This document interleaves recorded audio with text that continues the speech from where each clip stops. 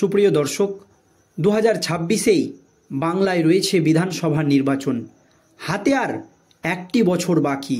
আর এই আবহে সুপ্রিম কোর্টে একের পর এক মামলায় বড়সড় ধাক্কা খাচ্ছে রাজ্য সরকার। আর আজ সুপ্রিম কোর্টের বিচারপতির রাজ্যের বিরুদ্ধে একেবারে চরম পদক্ষেপ।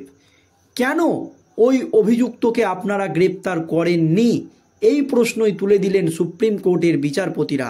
এক্ষুনি তার জামিনের আর্জি খারিজ করে ওই অভিযুক্ত ব্যক্তিকে গ্রেপ্তার করুন। সিবিআইকে যা নির্দেশ দিলেন সুপ্রিম কোর্টের বিচারপতিরা, তাতেই রাজ্য রাজনীতিতে একেবারে নতুন করে শোরগোল পড়ে গিয়েছে। দর্শক, ভোট পরবর্তী হিংসা মামলায় বিজেপি কর্মী অভিজিৎ খুনের ঘটনায় সুপ্রিম কোর্টের বিচারপতিদের একেবারে চরম পর্যবেক্ষণ, যাতে করে সুপ্রিম কোর্টে আবারও বড়সড় ধাক্কা খেল রাজ্য সরকার। দর্শক, আপনারা জানেন, বাংলায় লোকসভা নির্বাচন হোক কিংবা বিধানসভা নির্বাচন, প্রত্যেকটা নির্বাচনের পরই বিরোধীদের বাড়িতে কী ধরনের অত্যাচার হয় সেটা আপনারা সকলেই জানেন। একাধিক বিজেপি নেতাকর্মীকে খুন হতে হয়েছে বাংলায়। শুধু তাই নয়, একাধিক নেতাকর্মী দিনের পর দিন ঘর ছাড়া থেকেছে। কিন্তু এবার এই নিয়ে সুপ্রিম কোর্টের বিচারপতিদের চরম পর্যবেক্ষণ। যখন হাতে আর কিছুদিন রয়েছে বিধানসভা নির্বাচন, তখন সুপ্রিম কোর্টের এই পদক্ষেপ যথেষ্ট তাৎপর্যপূর্ণ বলেই মনে করছে বিশেষজ্ঞ মহল। কারণ যে ব্যক্তি ওই বিজেপিকে খুন করেছিল, তাকে আপনারা কেন গ্রেপ্তার করেননি, কেন এখনও চুপচাপ বসে রয়েছেন? তারপরই কেন্দ্রীয় তদন্তকারী সংস্থার সিবিআই আধিকারিকদেরকে একেবারে চরম নির্দেশ দিয়ে দিলেন সুপ্রিম কোর্টের বিচারপতিরা। যা বললেন তাতেই রাজ্য রাজনীতি তো বটেই, গোটা দেশ জুড়ে নতুন করে শোরগোল পড়ে গিয়েছে। কি হয়েছে দর্শক দেখুন। ভোট পরবর্তী হিংসায় বিজেপি কর্মী অভিজিৎ সরকারের খুনের ঘটনায় এবার শীর্ষ আদালতের ভৎসনার মুখে পড়ল কেন্দ্রীয় তদন্তকারী সংস্থার সিবিআই আধিকারিকরা। অভিযুক্তদের জামিনের খারিজের জন্য কলকাতা হাইকোর্টে আবেদন করার নির্দেশ দিয়েছে শীর্ষ আদালত। যে এক্ষুনি যে সমস্ত অভিযুক্তদের জামিন হয়েছে এই ভোট পরবর্তী হিংসায় পরে, সেই সমস্ত ব্যক্তিদের জামিনের আর্জি খারিজের জন্য আপনারা কলকাতা হাইকোর্টে মামলা দায়ের করুন এবং সেই সমস্ত অভিযুক্তকে যত দ্রুত সম্ভব গ্রেপ্তার করুন। তা নিয়েই এখন বঙ্গ রাজনীতির আঙিনায় শুরু হয়েছে একেবারে জোর চাপান্তর, চাপা গুঞ্জন। একই সঙ্গে খুনের ঘটনায় তদন্ত এবং ধৃতদের জামিন পেয়ে যাওয়ার ক্ষেত্রে সিবিআইয়ের তদন্ত প্রক্রিয়া নিয়ে প্রশ্ন তুলেন সুপ্রিম কোর্টের বিচারপতি বেলায়েম ত্রিবেদী। তিনি বলেন, একজন নিরীহ মানুষকে খুন করার পরেও কিভাবে আসামিরা জামিন পেয়ে গেল, এই নিয়ে কেন্দ্রীয় তদন্তকারী সংস্থার ভূমিকাও প্রশ্নের মুখে পড়ে।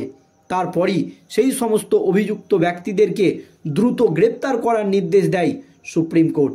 নিহত অভিজিৎ সরকারের পরিবারের তরফে আইনজীবী দেশের শীর্ষ আদালতে একগুচ্ছ অভিযোগ করেন। তার দাবি, অভিজিতের পরিবারকে লাগাতার হুমকি দেওয়া হচ্ছে, তাদের প্রভাবিত করার চেষ্টা চলছে, এমনকি খুনের চেষ্টাও করা হয়েছে বলে অভিযোগ করেন তিনি। এদিন মূলত সুপ্রিম কোর্টের বিচারপতি বেলায়েম ত্রিবেদী এবং প্রসন্ন বি ভার্ডে বেঞ্চে চলে শুনানি। এই শুনানিতেই কেন্দ্রীয় তদন্তকারী সংস্থার সিবিআই আধিকারিকদেরকে একেবারে চরম নির্দেশ সুপ্রিম কোর্টের। এই যাবতীয় অভিযোগ কেন কলকাতা হাইকোর্টে উল্লেখ করা হয়নি, সেই প্রসঙ্গে সিবিআইয়ের ভূমিকা নিয়ে প্রশ্ন তোলেন সুপ্রিম কোর্টের বিচারপতি। সূত্রের খবর, প্রশ্নের মুখে শুনানি পর্বে কোনো জবাব দিতে পারেনি সিবিআইয়ের আইনজীবী। এই ধরনের নৃশংস খুনের ঘটনায় নিহতদের পরিবারের বক্তব্য না শুনেই যে কলকাতা হাইকোর্ট অভিযুক্তদের জামিন দিয়েছে, তার পর্যবেক্ষণে সুপ্রিম কোর্টের বিচারপতি বেলায়েম ত্রিবেদী একেবারে কেন্দ্রীয় তদন্তকারী সংস্থার সিবিআই আধিকারিকদেরকে ভৎসনা করেছেন। প্রসঙ্গত, বিগত কয়েক বছরে অভিজিতের পরিবারের ওপর একাধিকবার হামলার অভিযোগ উঠেছে। প্রকাশ্যে ক্ষোভ উগরে দিয়েছিলেন দাদা বিশ্বজিৎ সরকার। রাজ্য পুলিশের নিরাপত্তা নিয়ে ক্ষোভ প্রকাশ করে দ্বারস্থ হয়েছিল কলকাতা হাইকোর্টের। তারপরই এই মামলা গড়ায় সুপ্রিম কোর্ট পর্যন্ত। আর আজ সুপ্রিম কোর্টের একেবারে চরম পর্যবেক্ষণ যে এত বড় দুর্নীতি করার পরেও, একজন নিরীহ মানুষকে খুন করার পরেও কিভাবে অভিযুক্তরা বাইরে ঘুরে বেড়ায়।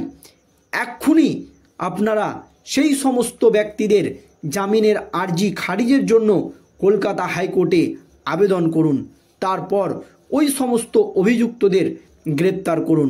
এতেই 2026-এর বিধানসভা নির্বাচনের আগে বাংলার আইন শৃঙ্খলা নিয়ে প্রশ্ন উঠে গিয়েছে।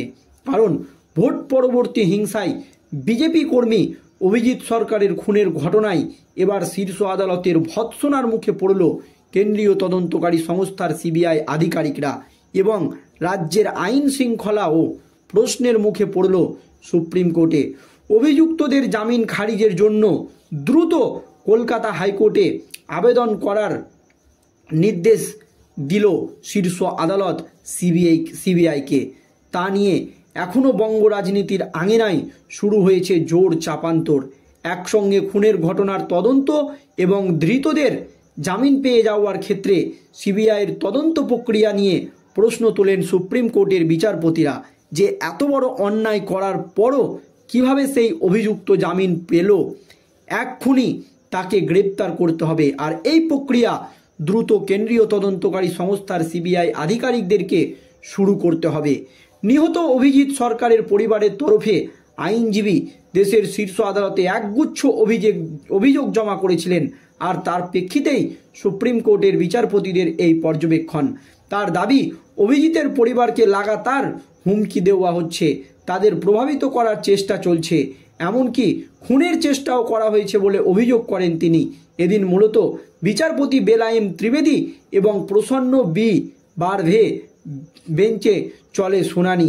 এই যাবতীয় অভিযোগ কেন কলকাতা হাইকোর্টে উল্লেখ করা হয়নি সেই প্রসঙ্গে সিবিআইয়ের ভূমিকা নিয়ে প্রশ্ন তোলেন বিচারপতি।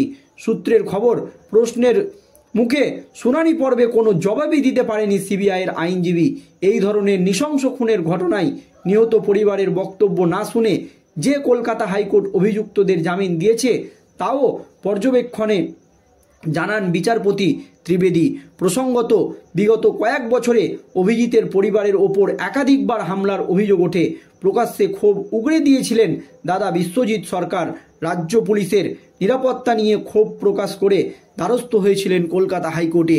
আর এই মামলায় একেবারে চরম পদক্ষেপ সুপ্রিম কোর্টের বিচারপতির।